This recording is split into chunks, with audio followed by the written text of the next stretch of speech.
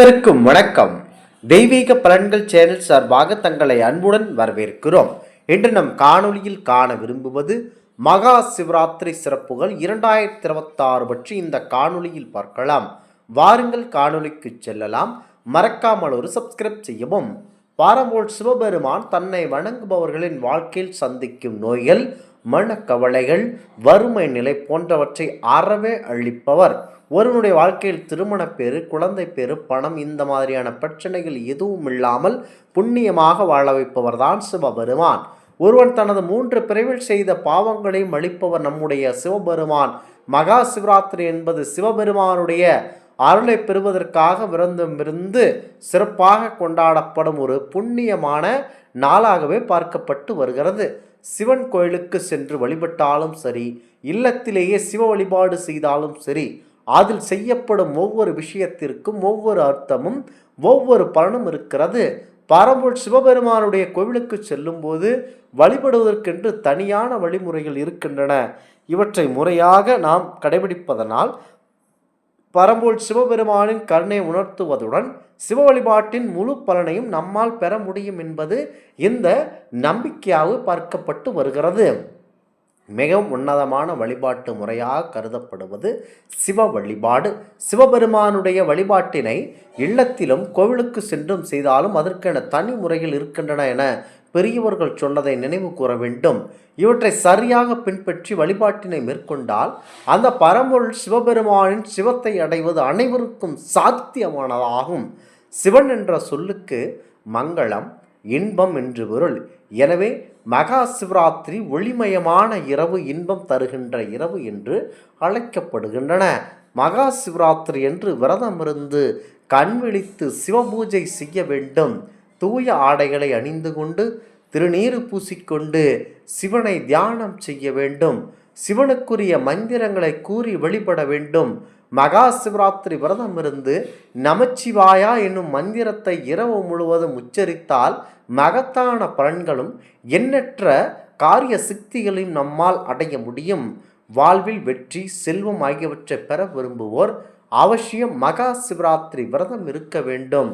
முக்கியமாக சிவாலயத்தில் பலிபீடத்துக்கு அருகில் தான் நமஸ்கரிக்க வேண்டும். 3, 5, 7, 9 என்ற எண்ணிக்கையில் ஏதாவது ஒரு எண்ணிக்கையில் நமஸ்காரத்தை மேற்கொண்டால் மாபெரும் புண்ணியமாகும்.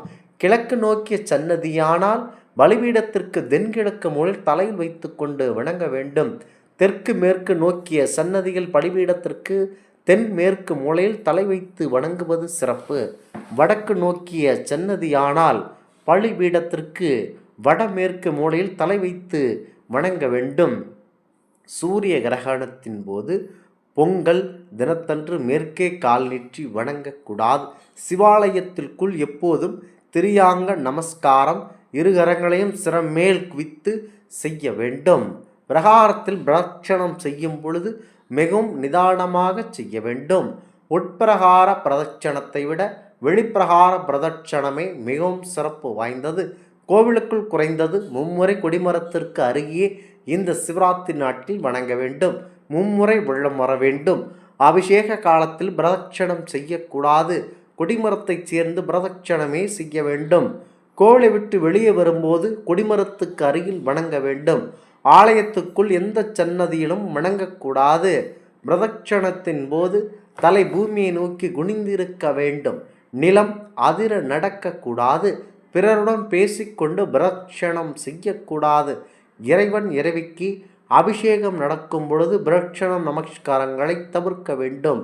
கோவிலுக்குள் ஆண்டவனை தவிர வேறு எவரையும் வணங்கக்கூடாது. ஆலயத்தில் நெய் விளக்கேற்றினால் நினைத்தது நடக்கும். நல்லெண்ணெய் ஆரோக்கியத்தை அளிக்கும். தேங்காய் எண்ணெய் வசீகரத்தை அளிக்கும். இழுப்ப எண்ணெய் சகல சம்பத்தையும் வெற்றியும் தேடித்தரும். மறுஜென்மத்திலும் இது நன்மை அளிக்கும். திருமணமாகி 5 ஆண்டுகளுக்கு மேல் ஆகியும் குழந்தை இல்லாமல் தவித்து கொண்டிருப்பவர்கள் ஸ்ரீ தட்சிணாமூர்த்தி அஷ்டகத்தை வியாழக்கிழமைகளில் மாலை 5 மணி முதல் 7 மணி வரை 9 முறை பாராயணம் செய்தால் நல்ல பலன் கிடைக்கும். முக்கியமாக பூவும் நீரும் சிறந்த சிவபுண்ணியம், செல்வம் அமைதியும் பெற மகேஸ்வரனான சிவபெருமானான பூவும் நீரும் கொண்டு வழிபட வேண்டும். சிவபெருமான் திருமேனியில் சந்தன காப்பு பொருத்தி குளிர்வித்தால் உலகில் உள்ள எல்லா உயிர்களையும் குளிர்ப்பது போல ஆகிவிடும். கஸ்தூரி, கோரோஜனை, குங்குமப்பூ, பச்சை கற்பூரம் முதலான நறுமணப் பொருட்களை கடந்து இறைவனுக்கு ஒரு முறை சந்தன காப்பு செய்தவர்கள் தேவ வருடத்தில் கோடி வருடம் சிவலோகத்தில் இன்புற்றி வாழ்வார்கள். முக்கியமாக உமாதேவியுடன் இணைந்த சிவபிரானை பூஜிக்கின்றவர்கள் பிற பயனை அடைந்தவர்கள். அவர்கள் பேரின்பத்தை அடைகிறார்கள் என்று சிவஞானந்தஹரி கூறுகிறது. சிவாலய வழிபாடு செய்யும் பொழுது லிங்கத்திற்கு வலப்புறம் இருந்தே பணிய வேண்டும். முக்கியமாக பங்குனி உத்திரம் சிவனுக்கு மிகவும் சிறந்த தினமாகும்.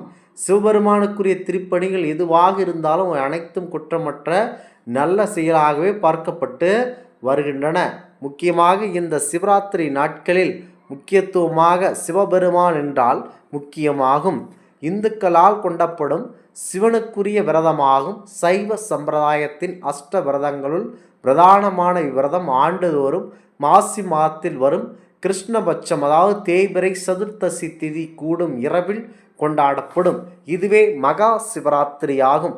மகா சிவராத்திரி நாளில் அனைவரும் கண்டிப்பாக சிவபெருமானை வழிபட்டு வந்தால் எண்ணிய பலன் அனைத்தும் நமக்கு கிடைக்கும்.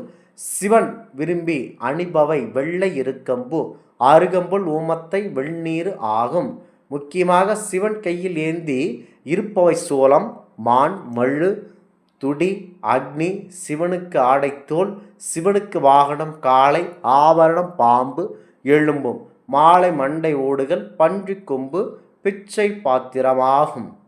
சிவனுக்கு புஷ்பாஞ்சலி செய்யும் பொழுது எல்லா புஷ்பமும் கலந்து தாராளமாக செய்யலாம். முக்கியமாக சிவபெருமானுக்கு இந்த சிவராத்திரி நாட்கள் அதுவும் இந்த மாசி மாதம் வருகின்ற இந்த தேய்பிறை இந்த நாட்களில் சிவபெருமானை வழிபட்டீர்கள் என்று சொன்னால் அது அனைத்தும் உங்களுக்கு நல்லபடியாக நடைபெறும்.